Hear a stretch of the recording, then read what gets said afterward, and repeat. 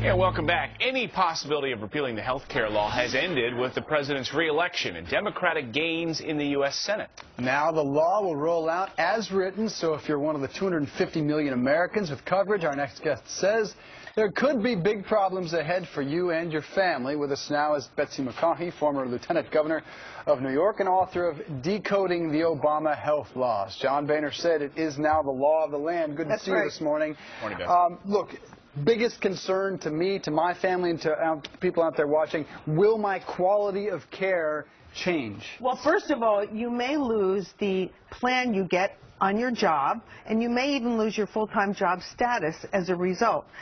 This law says that employers... Is this all of it? All 2,000 plus pages? This is all of it, right. We'd like the guests to bring us cake, not 2,000 pages of health legislation. Unfortunately, this is what you've got. And this law says that employers with 50 or more full-time workers have to provide health insurance. Not just any health insurance, but the one-size-fits-all government-designed plan. And that costs almost twice as much as what many employers currently provide. So as a result, employers, in many cases, are going to drop the coverage and may even move their full-time employees into part-time status to avoid the penalty. We've already seen some companies doing that. Restaurants, yeah. That's right. And the government actually predicts that under this employer mandate, fewer people will get on-the-job insurance than before the law went into effect. Very likely. Precisely the thing was hoping to stop.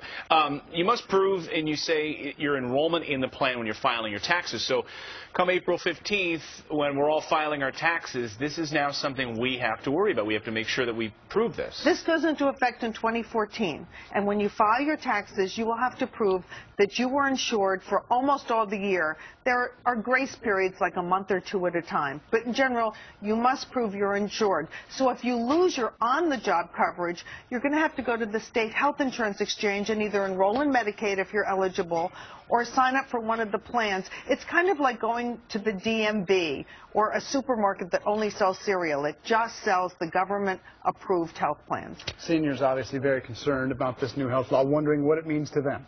Well, they really got clobbered because over half of this law is paid for by cuts to Medicare. Seniors pay for over half this law.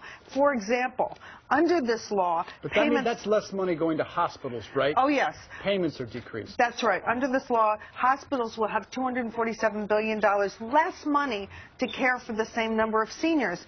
And we know that in the past, when hospitals have gotten paid less, cut back on nursing care, spread the nurses thinner, and we've seen that that makes it harder for elderly patients to survive their hospital stay. We've seen heart attack death rates go up. Might take fewer Medicare patients to begin with. That's right.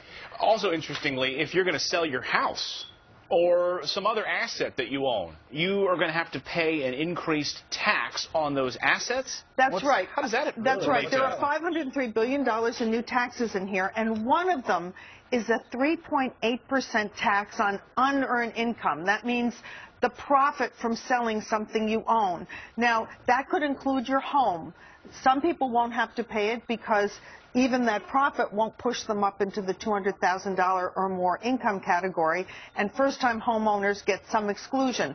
But other than that, you may be socked with a big gain, a tax on your gain, in addition to the capital gains tax you would already have to pay. Going up at the beginning of next year as well. That's right. That starts in January of 2013. So capital gains going up and this additional 3.8% tax. I definitely prefer the cake to this half-baked bill. Thanks, Betsy. That's Always right. great to see you. And a lot of surprises in here. Boy, thank goodness Betsy's read it so that you don't have to. All right, coming up, General David